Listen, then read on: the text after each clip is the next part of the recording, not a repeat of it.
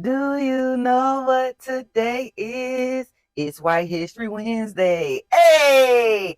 Hey, how you doing? It's your girl, Maya Lamis. And for those of you who are new here, White History Wednesday was created specifically for the people who said, why do black people need a whole month to tell their history? And for that, I give y'all 52 days. Okay. You ready to hear it? Here it goes. So, first on the docket today, we are going to talk about the Starbucks logo. Okay. Because people wonder why people are so addicted to Starbucks. And it's actually a mythical situation. Okay. So, the logo originated from a book that the owner read where he said a creature called out to him, right? It was a siren. And over the years, they zoomed in. But the original picture, the siren had two tails and they came up on the sides, and also she didn't have any clothes on either. Have you ever wondered why Starbucks does not have a load like a jingle, like ba da ba ba ba? Drop it in the comments. You know what that is. And BK, have it your way. We know what that stuff means. Drop it in the comments if you know what those jingles mean. But Starbucks apparently does not have a jingle because the siren is what draws people in. Okay.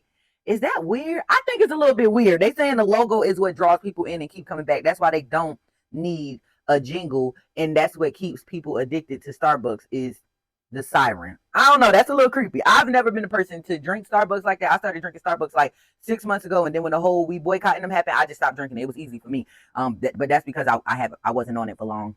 Yep. So Cinco de Mayo is normally a celebration of Hispanic people, but did you know that it's supposed to be a celebration of Mexicans and Africans who were runaway enslaved people who ran to the South, which was actually Mexico? They beat the French that was led by Napoleon, who were coming to get more slaves. They actually worked together. Hispanic people and black people worked together. Y'all need to hear that one more time. Hispanic and black people worked together to beat the French and Napoleon to keep them from enslaving them. Okay, so Cinco de Mayo is a story of Mexican conquering, like beating them. However, black people helped them. That's not stuff that they teach in the history book because I didn't know that until this week. That is crazy. That is crazy. So in 1936, Victor Green created the Green Book, a guide to help travelers avoid sundown town. Now, I do wonder if that book is still available because I do feel like the way times are right now, I feel like we're going to need that book again, especially with those twins that went missing and was found unalive on the top of a mountain in a sundown town. I believe, I don't know. I think we might need the book again. Somebody let me know if the book is still going today because I feel like we may need it. It could just be my own personal opinion, but hey, I feel like it's something that needs to make a huge comeback ASAP. Okay. February 2024 at the Millville Volunteer Fire Company in Delaware, Jay Droney and Jordan Hastings, and I'm going to put a pick up for you. They chased a black coworker around with a noose shouting racial slurs. White History Wednesday. They are now facing charges. Because why is this happening in 2024 and y'all be in my comments trying to convince me that stuff like this don't happen no more? I don't know, but that was just 2024. It's 2025. Do you understand that? Okay, next thing on the docket. In the 1950s, when Caucasian people failed to erase Native Americans, they came up with the Indian Adoption Project. Have y'all heard of that? Because I never learned of that in school. I never learned White History Wednesday. Okay, so the Indian Adoption Project, where they stole Indian children and gave them to European, aka Caucasian families, and told them they were Italian and Hispanic, erasing their heritage.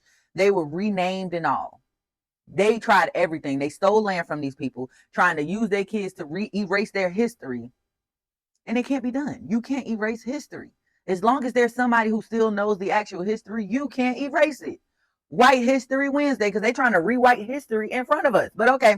And did you know that enslaved people who escaped to Canada are the pioneers in inventing hockey? Did y'all know that? The very sport that they try to keep us out of, we pioneered it. White History Wednesday. Okay, so I want to talk about abortions because they banned abortions today, but from the 1920s to the 1980s, over 8,000 black women in Mississippi and South Carolina had their uteruses removed by doctors without their knowledge or consent. This was called the Mississippi appendectomy, okay? They justified this by using racial stereotypes that portray black women as hypersexual or unfit to be a parent. White History Wednesday, because why would you ever take some, it's our body, but we never had a choice. White History Wednesday. I hope y'all have a great day. Have the day y'all deserve.